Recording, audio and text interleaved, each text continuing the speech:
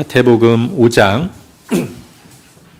27절부터 32절까지 하나님의 말씀을 제가 읽겠습니다. 또 간음하지 말라 하였다는 것을 너희가 들었으나 나는 너희에게 이르노니 음욕을 품고 여자를 보는 자마다 마음에 이미 간음하였느니라. 만일 내 오른 눈이 너로 실족하게 하거든 빼어내버리라. 내 백체 중에 하나가 없어지고 온몸이 지옥에 던져지지 않는 것이 유익하며, 또한 만일 내 오른손이 너로 실족하게 하거든 찍어내버리라. 내 백체 중 하나가 없어지고 온몸이 지옥에 던져지지 않는 것이 유익하니라. 또 일러스되 누구든지 아내를 버리려거든 이혼 증서를 줄 것이라 하였으나 나는 너희에게 이르노니 누구든지 음행한 연고 없이 아내를 버리면 이는 그로 간음하게 하며, 또 누구든지 버림받은 여자에게 장가드는 자도 간음함이니라. 아멘.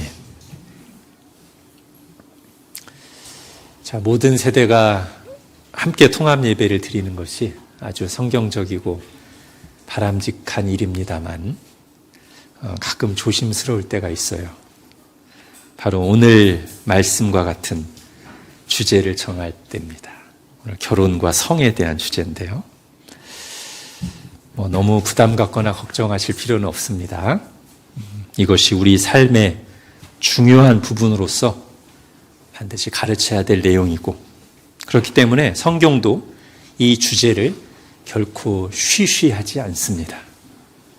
저도 오늘 성경 말씀을 따라서 특히 오늘 이 시대 너무나 분명하게 가르쳐져야 될 이 7계명을 전하고자 합니다.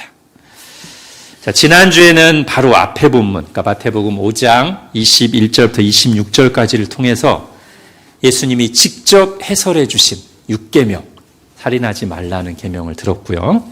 오늘은 이어지는 본문에서 마찬가지로 이 7계명, 간음하지 말라는 계명에 대한 예수님의 직강을 듣도록 하겠습니다. 자, 7계명에 대한 본문의 가르침은 크게 셋으로 나눠서 볼 수 있는데요. 먼저 28절 같이 읽겠습니다. 시작. 나는 너희에게 이르노니 음욕을 품고 여자를 보는 자마다 마음에 이미 간음하였느니라. 네, 무슨 말씀이신가요? 아무나 성적 대상으로 삼지 말라는 것입니다. 좀 더 명확하게 얘기하면 결혼이라는 울타리 밖에서 성적 쾌락을 탐하지 말라는 것입니다. 자, 그것을 우리 요리문답은 또 이렇게 말하고 있습니다. 여러분 핸드아웃에 71문 답 부분만 같이 볼게요. 시작. 제7계명이 명하는 것은 마음과 말과 행동에서 자기 자신의 정조와 이웃의 성적 순결을 보존하라는 것입니다. 예. 여기서 정조를 지킨다는 말, 성적 순결을 지킨다는 말이 좀 전에 제가 했던 그 말이에요. 아무나 성적인 대상으로 삼지 마라. 결혼이라는 울타리 안에서만 성을 누리라는 것입니다. 자, 그래서 바울이 젊은 목회자 디모데에게 이제 교인들 중에 나이 드신 남자 어른들, 여자 어른들, 젊은 형제들, 젊은 자매들이 있는데 다른 대상에 대해서는 그냥 다 일반적인 얘기를 하다가 젊은 여자에 대해서는 앞에 주의할 사항을 하나 덧붙여서 말합니다. 여러분 디모데전서 5장 2절 보십시오. 같이 읽겠습니다. 시작. 늙은 여자에게는 어머니에게 하듯하며 젊은 여자에게는 온전히 깨끗함으로 자매에게 하듯하라. 예. 젊은 자매를 대할 때 조금이라도 성적 대상으로 바라보거나 생각하거나 말하거나 그런 행동을 하지 말고 온전히 깨끗함으로 하라는 것이죠.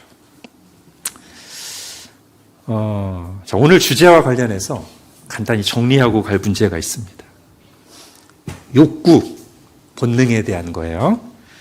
자, 하나님이 우리에게 주신 이 기본적인 몸의 욕구들, 본능들이 즉 식욕, 수면욕, 성욕 이런 것들이 그 자체로 결코 나쁜 게 아니죠. 오히려 그런 기본적인 욕구 자체가 없다면 그게 비정상적이고 몸이 지금 병든 상태거나 그렇겠죠. 만일 욕구 자체를 나쁜 것으로 본다면 그건 금욕주의고요. 이원론 사상입니다. 그건 기독교에서 말하는 게 아닙니다. 성경이 가르치는 것과 달라요.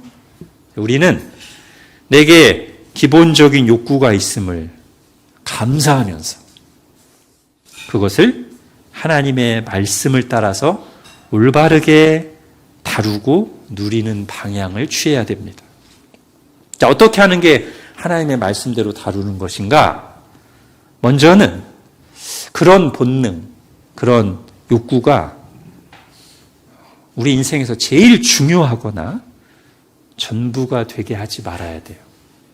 제가 이 말을 굳이 하는 이유는 오늘 우리 사는 시대가 약간 그런 경향이 있습니다.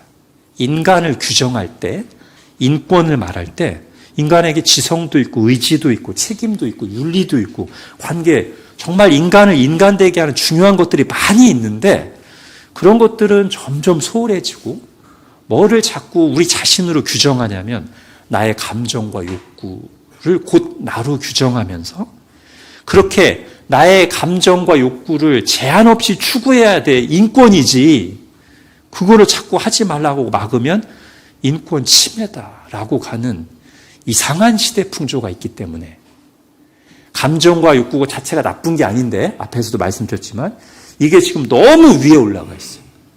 왕좌를 차지하고 있어.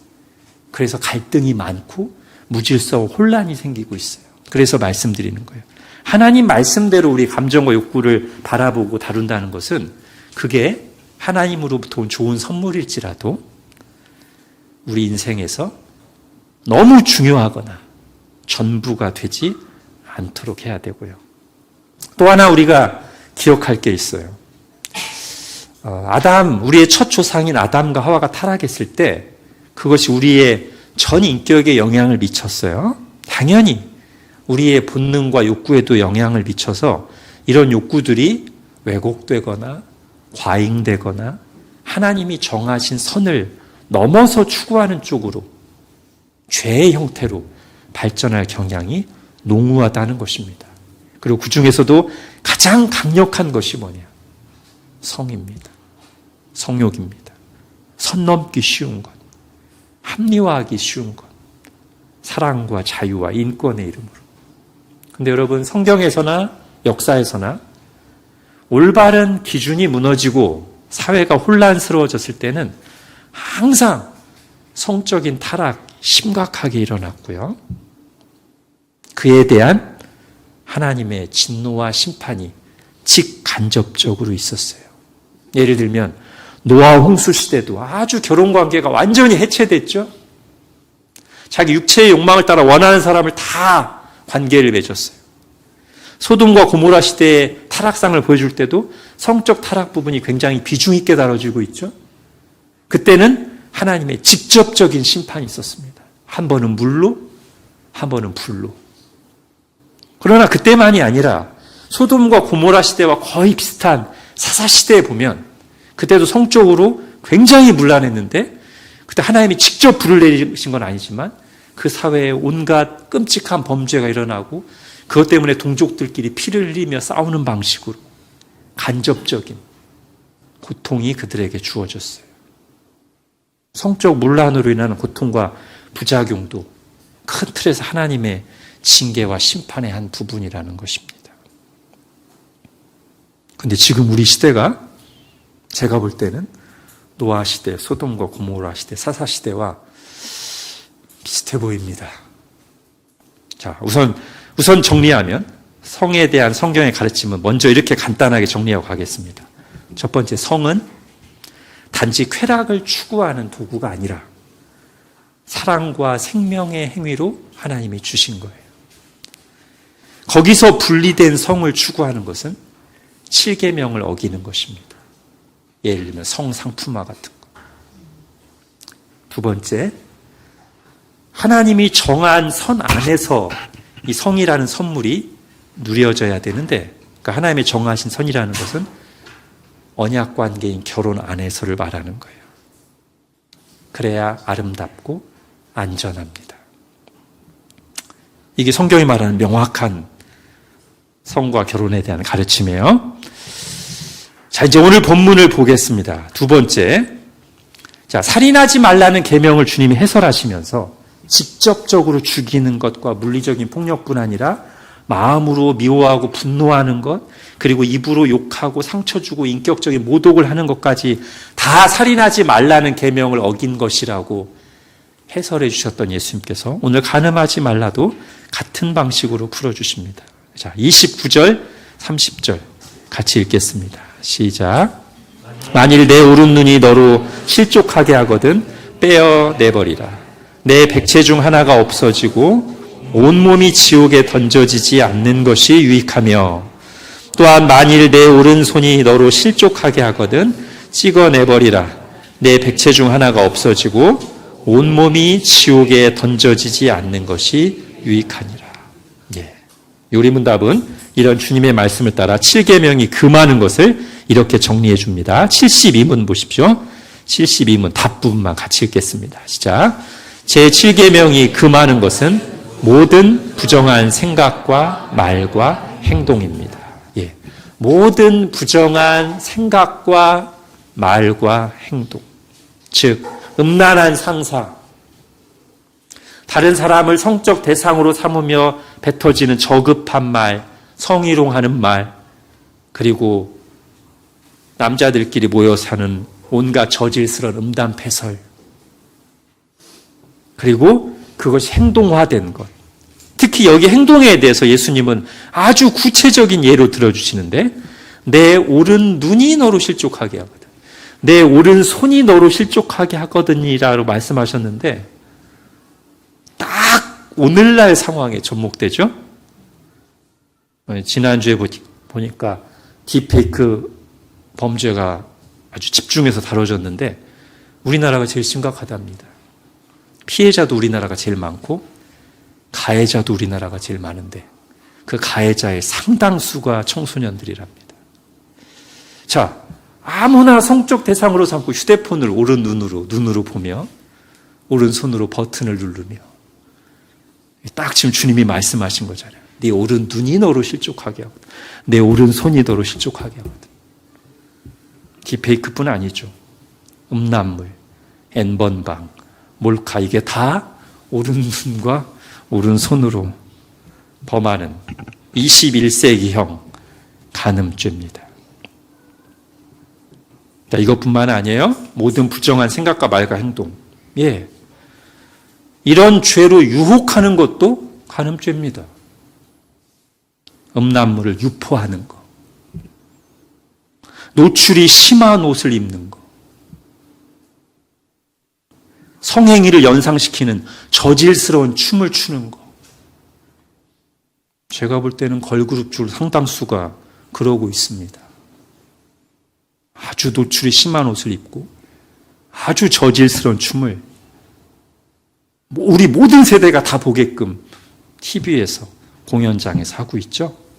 전형적인 성상품화입니다. 자, 우리 시대에 이 7계명에 이렇게 심각해진 주요한 두 가지 이유가 있어요.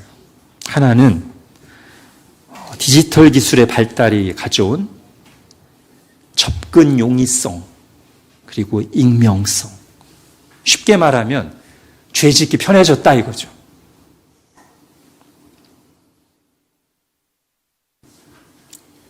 여기서 우리가 생각할 것은 하나는, 두 가지 생각할 때 하나는, 야, 그럼 죄 짓기 편해져서 사람이 죄인이 된 거냐? 그건 아니고요. 원래 죄인인데 죄 짓기 편한 상황이 되니까 더 많이 광범위하게 나타나는 겁니다. 즉, 인간의 죄가 상황 탓은 아니에요.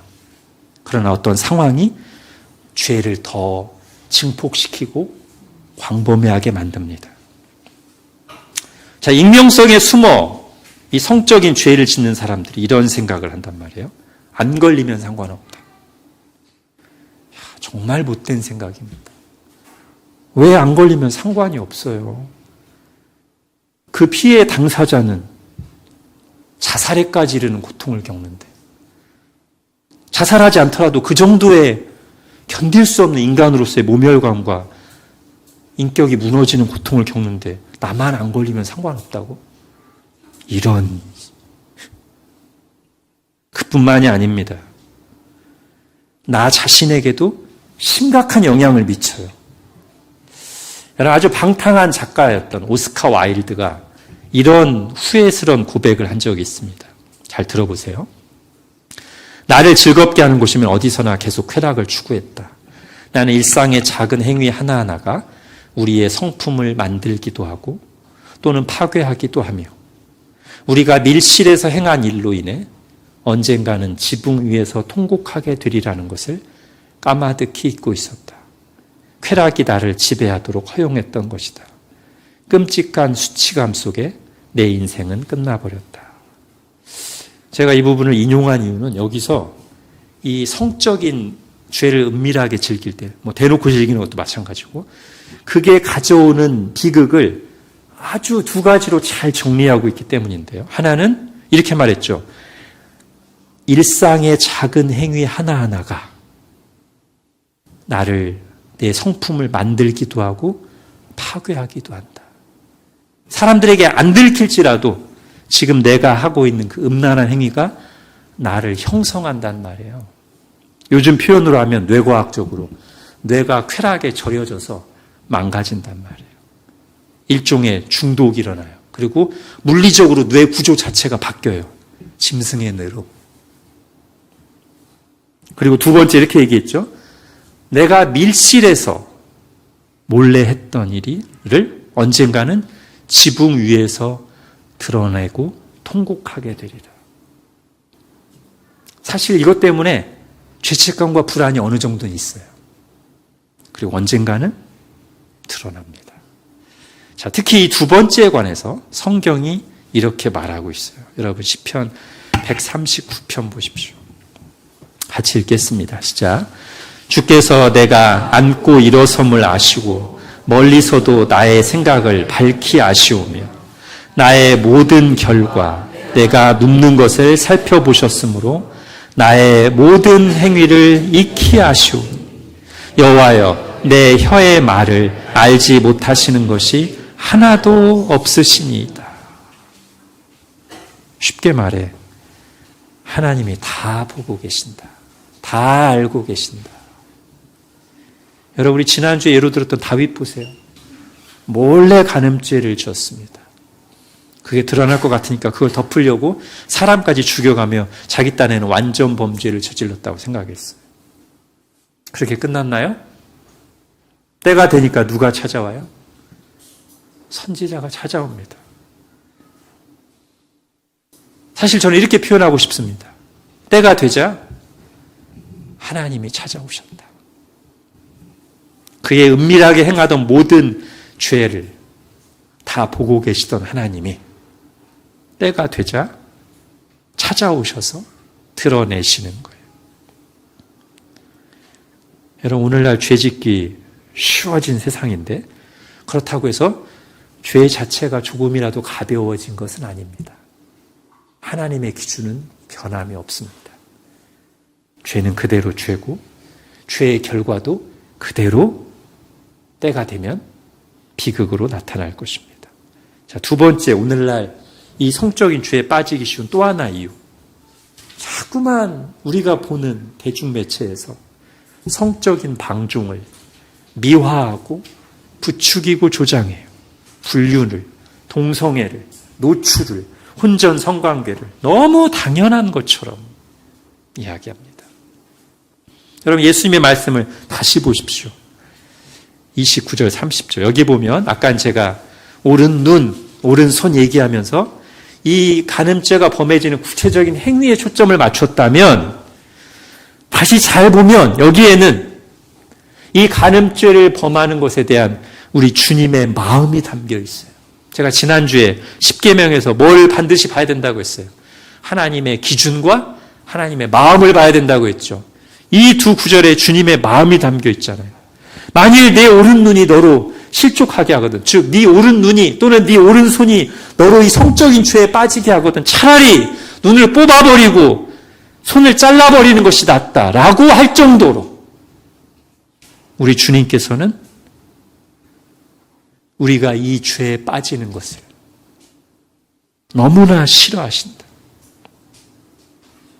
이런 우리 주님의 마음을 듣습니다.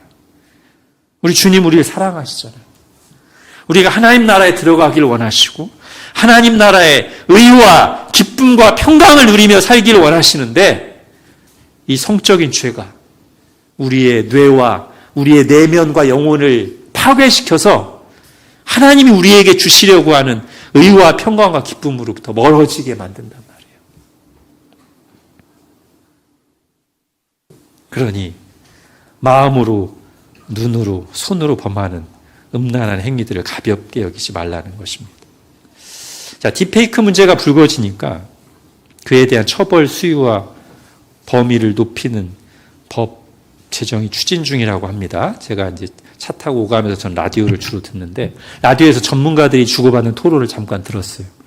처벌 강화와 관련해서 두 가지 논점이 있었습니다. 하나는 처벌이 능사는 아니다.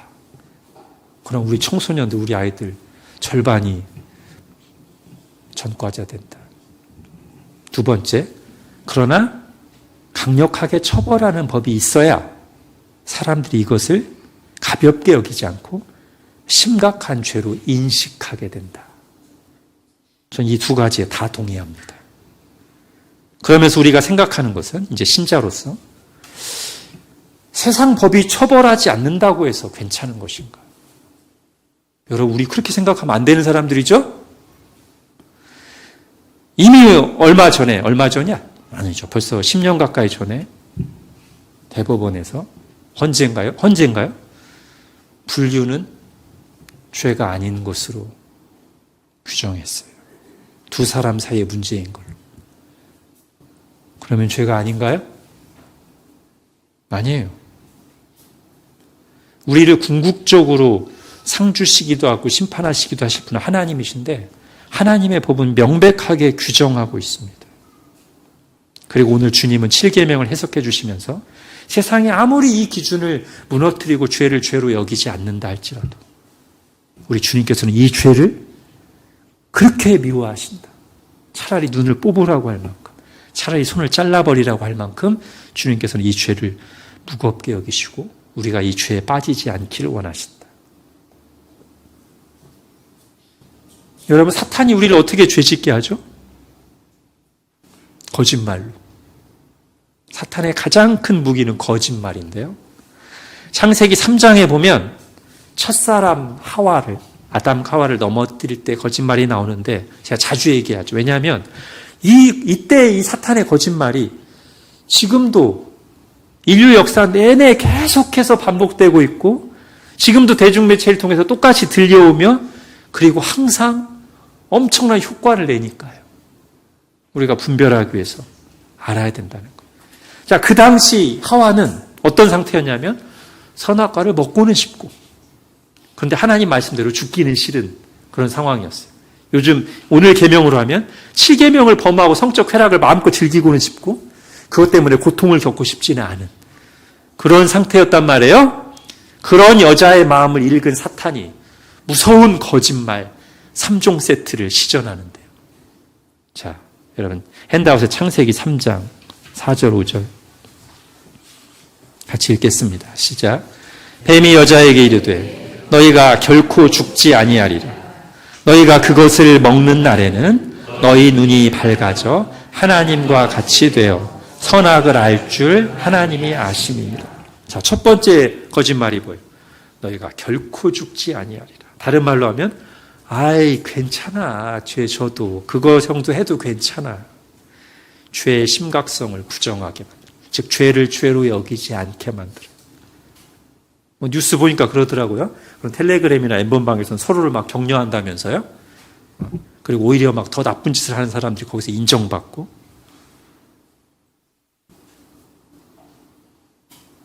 우리는 어떻게 해야 돼요? 아니.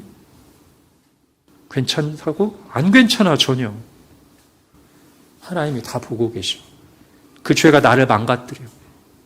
그리고 그 죄는 반드시 대가를 치를 거야. 이렇게 분명하게 대응해야 돼. 자, 사탄의 두 번째 거짓말. 5절 보세요. 너희 눈이 밝아져 하나님과 같이 돼요. 네. 이건 뭐예요? 이 죄를 지으면 오히려 더 좋다는 거예요. 죄의 달콤함을 어필하는 거예요. 한번 먹어봐. 너한테 좋을 거야. 여러분, 이게 우리가 세상에서 매일 듣는 메시지잖아요. 성적인 방종을 미워하기, 불륜은 사랑이라는 이름으로, 동성애는 인권이라는 이름으로, 저질스러운 공연과 콘텐츠들은 다양성과 표현의 자유요, 문화와 예술이라는 이름으로. 달콤하게. 우리는 이번에도 단호하게 반대해야 됩니다. 아니, 달콤하게 포장되어 있지만 그 속에는 치명적인 독이 있어. 그걸 먹었다가 나와 하나님과의 관계가 깨지고, 나와 우리 가족과의 관계가 깨지고, 나의 영혼을 더럽게 만들고 내 뇌를 짐승의 뇌로 만드는 독이 들어있어. 그것을 먹으면 너희 눈이 밝아져 하나님처럼 된다고? 아니, 하나님처럼 되는 게 아니라 인간다움조차 상실하게 될 거야. 거짓말이 하나 더 남았어요. 세 번째 거짓말. 이건 잘 보지 않으면 안 보이는 거예요. 그리고 이게 이 거짓말의 특징인데, 드러나지 않는 거짓말. 뭐죠? 5절 끝부분에 보세요. 그럴 줄 하나님이 아심이니라. 이건 어떤 거짓말이에요? 자, 네가 선악과 먹으면 하나님처럼 될 줄, 잘 될까 봐. 그거 하나님이 알기 때문에 못 먹게 하는 거예요. 이거 무슨 거짓말이에요? 하나님을 나쁜 분으로 보게 만들어. 야, 하나님도 잘 될까 봐 이거 못 누리게 하시는 분이거든. 하나님과의 관계를 깨뜨리는 거짓말. 근데 잘 안 보여. 여러분, 오늘날 이 시대에 마찬가지입니다. 이 성적 타락이 만연한 곳에는 항상 기독교에 대한 강력한 반감이 있습니다. 여러분, 이번 파리올림픽 개막식 때도 그게 여실히 드러났죠. 뭐 안 믿는 사람들조차도 막 저건 좀 난해하다, 괴이하다 할 정도로 파격적인, 굉장히 음란한 그런 공연이 있었는데, 그 파리 개막식 공연이 타겟으로 삼고 조롱하고 비판한 것은 유일합니다. 기독교입니다. 최후의 만찬 그 틀을 가져와서 기독교를 싫어하는 거예요. 여러분, 호주 버스 광고에서 제가 이걸 봤어요. 옆에다가 딱 붙여놨는데, 마음껏 즐기세요. 하나님은 없습니다. 예, 이게 그들의 모습이에요. 이게 솔직한 양심에 손을 얹고 말하면 결국 이런 겁니다. 내가 불편하지 않게 죄를 하고 싶은 걸 마음껏 즐기기 위해서 하나님은 좀 없어져 주셔야 되겠다는 거예요. 여러분, 우리는 이 거짓말에 대해서도 아주 캐치를 하고 분명하게 반박을 해야 됩니다. 아니, 하나님이 나쁜 분이 아니라 이 죄로 나를 유혹하고 파괴시키러 사탄 네 놈이 나쁜 놈이다. 너는 지금 나를 하나님과 단절시켜서 죽이려고 하는 중이지? 거짓말하지 마. 나를 진정으로 사랑하시고 독생자를 내어줄 만큼 사랑하시고 내가 정말 행복하기를 바라시는 분은 네가 아니고 하나님이야. 그리고 이런 성적 쾌락이 나를 진정으로 채워주는 게 아니라 하나님만이 나를 진정으로 채워줄 수 있어. 이렇게 분명하게 반박을 해야 돼. 하와는 그렇게 반박하지 못하고 계속 사단의 말을 하나하나 듣고 따라가다가 아멘으로 화답하고 나니까 이제는 죄가 어떻게 보여요? 여러분 3장 6절 보세요. 여자가 그 나무를 본즉 먹음직도 하고 보암직도 하고 지혜롭게 할 만큼 탐스럽기도 한 나무인지라. 그리고는 죄를 졌어요. 그 다음에는 고통과 비극이 찾아옵니다. 자, 우리가 이런 시대에 살고 있기 때문에 더 영적 무장이 필요해요. 마치 병균들이 많고 아주 불결한 환경에 있다면 우리가 그만큼 손을 자주 씻고 마스크도 끼고 면역력을 키워야 하듯이 우리가 지금 영적 병균들이 특히 7계명과 관련된 영적인 세균들이 워낙 광범위하게 퍼져 있는 상태이다 보니 마치 코로나가 호흡기로 들어와서 우리를 병들게 만들듯이 이 음란한 병균들이 우리의 눈과 귀로 들어와서 우리를 병들게 하고 뇌를 쾌락에 절여져서 망가지게 만들 수 있기 때문에 영적인 면역력을 키워야 돼요. 분명하게 경계를 해야 돼요. 저는 오늘 말씀을 준비하면서 제게 이런 기도가 있습니다. 하나님, 이렇게 성적인 죄를 짓기 쉬운 시대, 이토록 성적 타락을 미워하고 부추기는 사탄의 소리가 대중매체를 통해 매일매일 크게 울려 퍼지는 이 시대에 우리가 하나님의 말씀을 들으면서 죄를 죄로 여기는 영적 각성이 있게 해주십시오.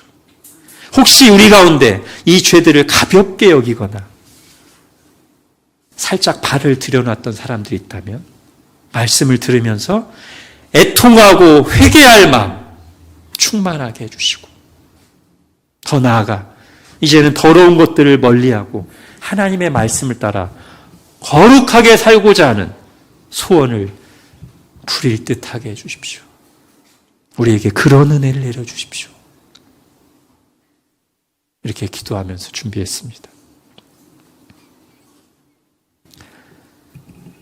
즉 하나님 말씀이 우리 속에 역사하길 바라며 기도한 것인데, 이 두 가지, 이 말씀과 기도가 우리의 영적인 면역력을 키우는 가장 기본적이고 강력한 방법이기 때문이에요.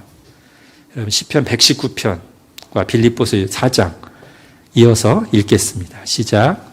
청년이 무엇으로 그의 행실을 깨끗하게 하리이까? 주의 말씀만 지킬 따름이니이다.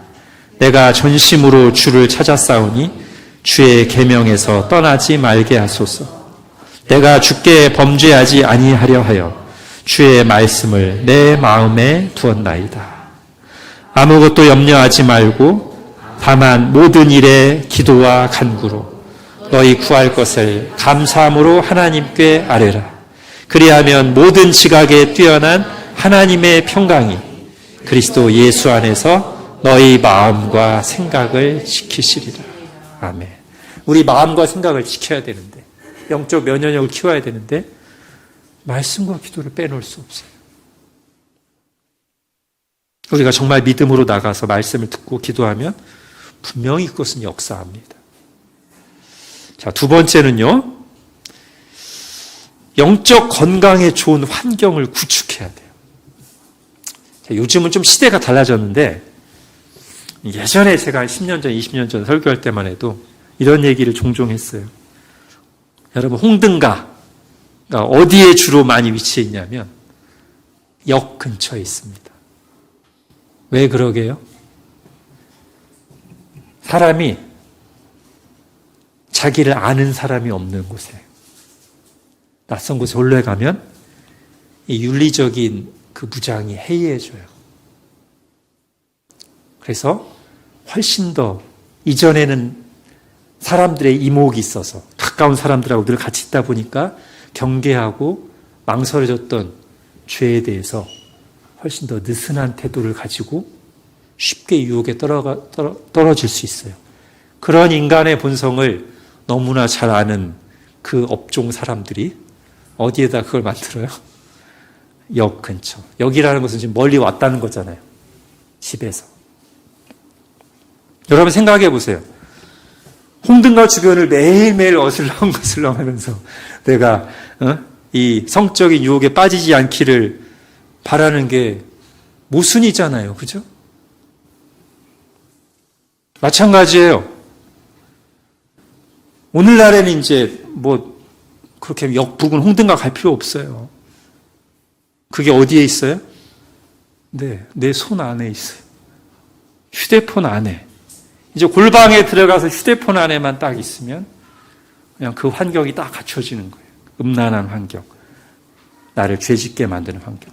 거기에 계속 나를 두면서 홀로 휴대폰 앞에만 계속 있으면서 내가 이 유혹에 빠지지 않기를 바란다. 그것은 홍등가 주변을 계속 집에서부터 떨어져 나와서 가족들하고 떨어져 홍등가 주변을 계속 맴돌면서 죄에 빠지지 않기를 바라는 것과 비슷한 것이다.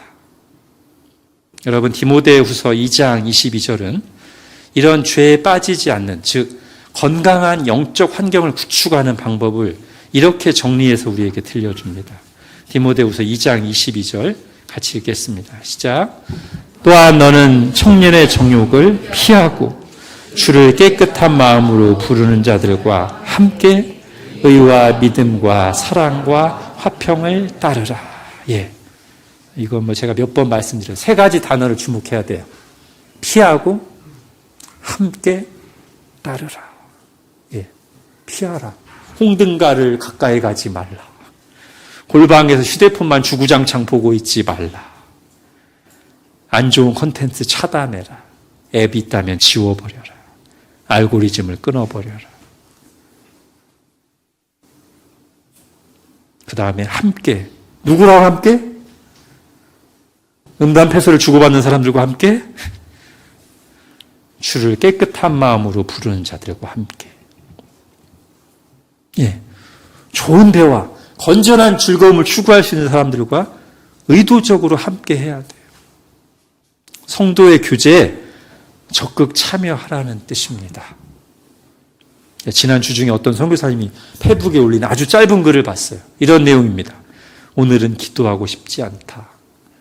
그래서 기도회에 참석한다. 어때요? 혼자 기도하는 게 쉽지 않으니 꾸역꾸역 기도회라도 가서 같이 기도하겠다는 거예요. 얼마나 지혜롭습니까? 자기가 의지가 약한 줄 안다면 자기를 약한 상태 혼자 두면 안 되는 것이죠? 자기에게 있는 빛이 미약한 줄 알기에 빛들이 모이는 곳으로 함께 나가는 거예요. 그러면 나도 힘을 얻고 함께 모인 사람들도 힘을 얻습니다. 신앙생활은 아주 인격적으로 하나님 앞에서 하는 것일 뿐 아니라 같이 으쌰으쌰 하면서 하는 것입니다. 그게 명백한 하나님의 뜻입니다. 주를 깨끗한 마음으로 부르는 자들과 함께. 이게 영적 환경을 구축하는 거예요. 마지막으로 따르라. 자, 무엇을 따르라? 추구하라. 의와 믿음과 사랑과 화평을 따르라. 예. 안 좋은 것을 안 하려고만 하는 것보다 좋은 것을 적극적으로. 안 좋은 것을 안 하는 가장 좋은 방법은 좋은 것을 열심히 하는 거예요. 찾아보면 유튜브에도 좋은 콘텐츠들 많아요. 영상들. 그거 계속 보기 시작해봐요. 그럼 알고리즘이 계속 그쪽으로 나오잖아요. 좋은 책들도 많고요. 좋은 라디오 방송도 있고요. 좋은 사람들도 있습니다. 그 중에서 나에게 맞는 것들을 의도적으로 내 옆에다 이렇게 배치를 하는 거예요. 구축을 하는 거예요. 무엇보다 하나님의 은혜를 구하면서 하나님 안에 있는 진정한 기쁨과 만족을 찾으십시오. 여러분, 결국 하나님으로 채워지지 않은 공허한 마음이 온갖 세상 것을 탐하게 되는 것이고 그 중에 가장 강력한 유혹이 성이에요.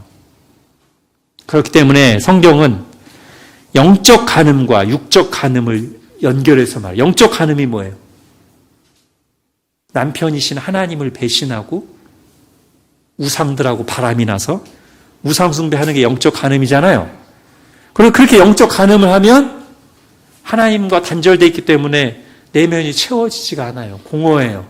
그러니까 뭐를 추구하게 돼 있어요? 영적 간음에 빠진 사람들은 육적 간음으로 나가게 돼 있어요. 즉 하나님과 단절되어 있어서 또는 하나님 앞에 나오긴 하지만 형식적으로 나와서 하나님 주신 은혜와 기쁨을 충만하게 체험받지 못하면 자꾸 다른 것으로 채우려고 하는데 그때 가장 접근하기 쉽고 가장 빠른 속도로 나에게 자극을 주기 쉬운 쾌락이 성이란 말이에요. 그러니 우리의 첫 번째 기도 제목은 하나님으로 나를 채워주십시오. 가 돼야 되고요. 그런 영적 환경을 구축해야 돼요. 이렇게 약한 시대에 저희가 각자 도생하다가 힘들게 휩쓸리지 말고 함께 격려하면서 영적 환경을 구축해 나갈 수 있기를 바랍니다. 자, 이제 마지막으로 우리가 이 모든 10계명들은 소극적인 금지에 그치지 않고 적극적인 사랑의 실천으로 간다고 했잖아요. 7계명도 마찬가지입니다. 자, 오늘 본문 31절, 32절 같이 읽겠습니다. 시작. 또 일러스되 누구든지 아내를 버리려거든 이혼 증서를 줄 것이라 하였으나 나는 너희에게 이르노니 누구든지 음행한 이유 없이 아내를 버리면 이는 그로 간음하게 하며 또 누구든지 버림받은 여자에게 장가드는 자도 간음함이니라.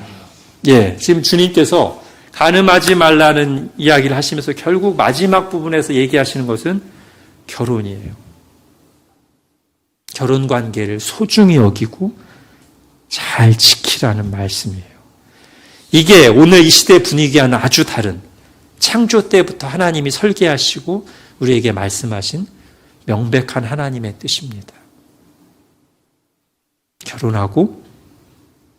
결혼한 나의 언약적 사랑의 대상, 한 몸을 이룬 남편과 아내를 뜨겁게 사랑하라. 자, 잠언 5장 읽겠습니다. 시작. 너는 내 우물에서 물을 마시며 내 샘에서 흐르는 물을 마시라. 어찌하여 내 샘물을 집 밖으로 넘치게 하며 내 도랑물을 거리로 흘러가게 하겠느냐. 그 물이 내게만 있게 하고 타인과 더불어 그것을 나누지 말라. 내 샘으로 복되게 하라. 내가 젊어서 취한 아내를 즐거워하라. 예, 자기 배우자에게 만족하고 남편과 아내로서 서로를 행복하게 하기 위한 의무를 다하라는 것입니다. 고린도전서도 비슷한 말을 하고 있습니다. 고린도서 7장 읽겠습니다. 시작. 음행을 피하기 위하여 남자마다 자기 아내를 두고 여자마다 자기 남편을 두라. 남편은 그 아내에 대한 의무를 다하고 아내도 그 남편에게 그렇게 할지라. 아내는 자기 몸을 주장하지 못하고 오직 그 남편이 하며 남편도 그와 같이 자기 몸을 주장하지 못하고 오직 그 아내가 하나니 서로 분방하지 말라. 다만 기도할 틈을 얻기 위하여 합의상 얼마 동안은 하되 다시 합하라. 이는 너희가 절제 못함으로 말미암아 사탄이 너희를 시험하지 못하게 하려 함이라. 예, 여기 나오는 분방하지 말라 또는 남편은 그 아내에 대한 의무를 다하고 아내도 그 남편에게 그렇게 할지라, 이 말은 다 부부 관계에 대한 말씀이에요. 결혼한 사람이 너무 금욕적인 삶을 사는 것도 문제라는 거죠. 상대 배우자가 그걸 핑계로 불륜에 빠지면 무조건 잘못이지만 적어도 너무 금욕적인 사람이면 그게 상대가 죄에 빠진 데 영향을 끼칠 수 있다는 것도 사실입니다. 부부 사이의 의무에 성실하지 못한 것은 분명하죠. 성경은 이렇게 아주 실제적입니다. 우리를 잘 아시는 하나님께서 아주 구체적인 적용을 말씀하세요. 저도 이런 성경 말씀을 따라서 구체적인 적용을 몇 가지 해보겠습니다. 여러분, 남편이나 아내에게 무시하는 언행 또는 남자로서 여자로서 자존심이 상하게 하는 언행을 하지 마십시오. 또는 남편과 아내를 반려동물보다 못하게 여기거나 함부로 대하지 마십시오. 이게 웃음말처럼 들리지만 진지하게 생각해야 됩니다. 반려동물보다 못하게 여긴다는 말은 실제로 반려동물에게보다 마음을 덜 주고 어쩌면 대화의 양도 적을 수 있어요. 반려동물은 회사 갔다 와서 이뻐 한참 하는데 남편이나 아내에게는 한두 마디. 그러면 그게 남편과 아내를 반려동물보다 못하게 여기는 거 아닙니까?